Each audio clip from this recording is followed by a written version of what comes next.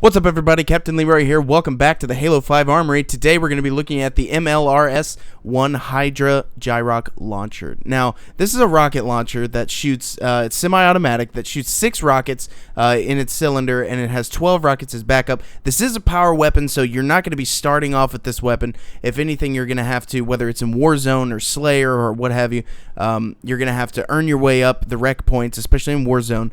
But as far as Slayer goes, you're going to have to find the weapon on the map, depending on which map you're on. So you're not just going to be able to instantly access this and run around with it. Now, this is a semi-automatic rocket launcher, so the amount of time it's going to take to fire all 6 shots is going to be 2.7 seconds. However, the reload time is going to be a whopping 5 seconds. That's the longest amount of time that I've seen yet in any weapon, but they're all individually loaded. Each rocket is individually loaded, so that's why it takes as much time as it does. However, you're going to get a ton of damage with this because, of course, it's a rocket launcher. Moving on to damage, as you can see, it has a lock-on feature, so you can lock onto your target. Now, you'll notice it only takes 2 rockets to take out somebody. And that's out of 6 rockets, so if you do it right, you can get a triple kill really quick, and that's what makes this so devastating, is the lock-on feature and the fact it only takes 2 rockets. Now, as you can see, it has a certain amount of range on which it can lock on. I think it's about 72 meters, but that is still a really good distance that you can lock onto somebody. And once again, from a long distance, it probably won't be as effective because people are running around, they're moving all over the place, they have time to get out of the way. You can still free fire it. You don't have to lock on. However, for maximum efficiency, you're going to want that lock on.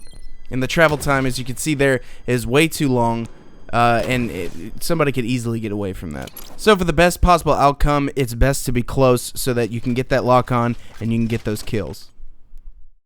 Once again, it's time for the best part of the video, the field test.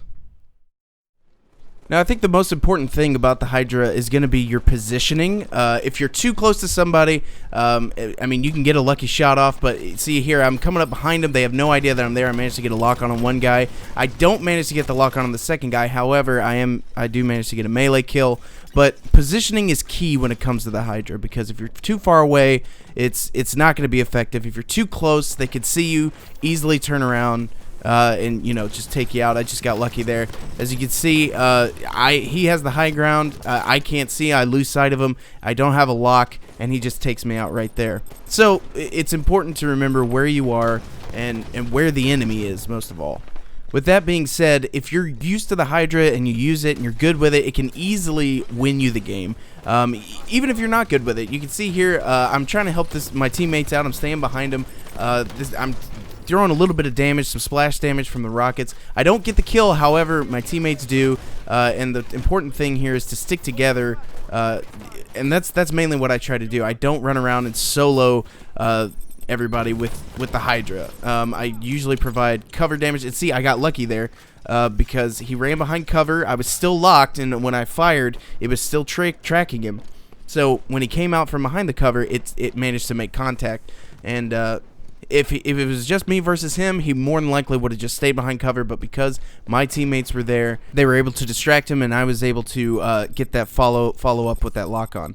Here, I'm trying to follow this guy. It doesn't quite work out because he easily turns around. See, soloing it with the Hydra is not the best idea. So that's it for this video. Thank you guys so much for joining. There's more to come, so stay tuned. I'm Captain Leroy, and I'll see you in the next video.